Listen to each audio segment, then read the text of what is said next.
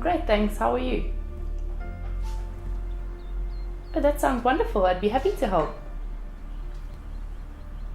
I'd love to be able to speak at your function. Okay, perfect. I'll send you my team's contact details. Thank you so much. Have a lovely day. Bye.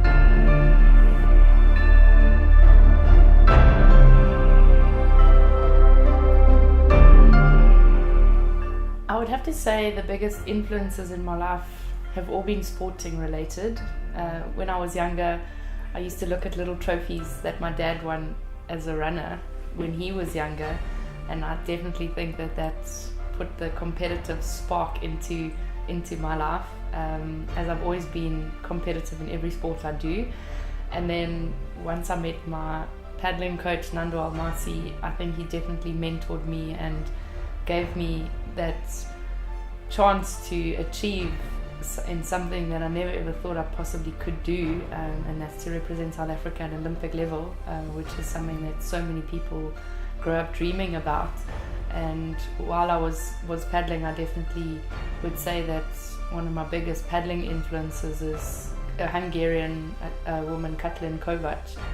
I remember always watching videos of her before our SA championships, just to give me some technique, motivation, and I just felt like she paddled so amazingly, and that was exactly how I wanted to paddle.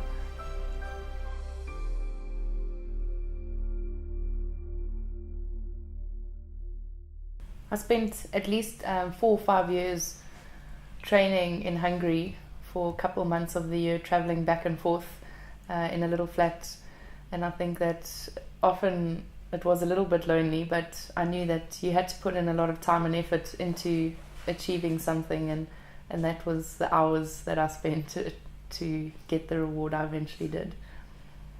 I would say the most important factor to achieve success for me is to stay focused.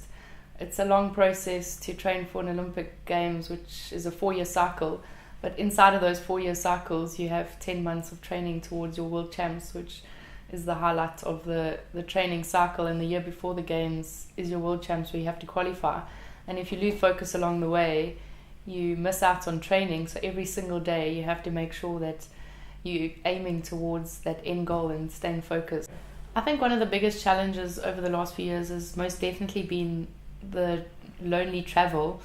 I haven't been with a team as often as I was initially training towards the Beijing Olympics in 2008, and leading towards London I traveled so much by myself, and staying in Europe by yourself in a foreign country where they speak a foreign language is always so challenging.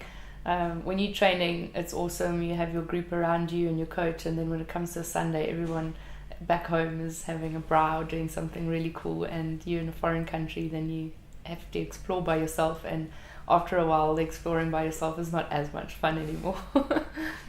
I think if I had to compare a competition to a boardroom, I would almost say that a competition is maybe more stressful. Even though you've prepared so well for it, the nerves that you get and the butterflies is absolutely crazy. But in saying that, if you have to prepare a big presentation and stand up in front of a group of people where you're trying to sell something and you're not sure if they're going to like what you're selling, I think you'd get just as stressed and nervous, just maybe not the same butterflies, but I definitely think that there is a correlation between the two.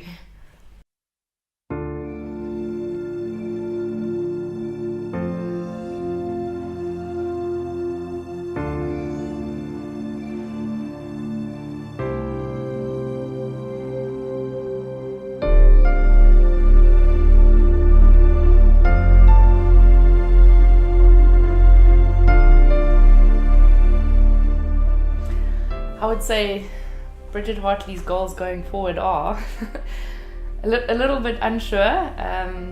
I'd love to compete in the Tokyo Olympics if I possibly could, but at the same time there's a few challenges along the way. But at the moment, the Marathon World Champs, which is being hosted in South Africa, is a huge goal that I'm training towards, and I'm so excited to compete on home ground for the first time at a World Championship level. And after that, I think I just need to reset, but if I can keep racing for South Africa, it would be the most amazing thing.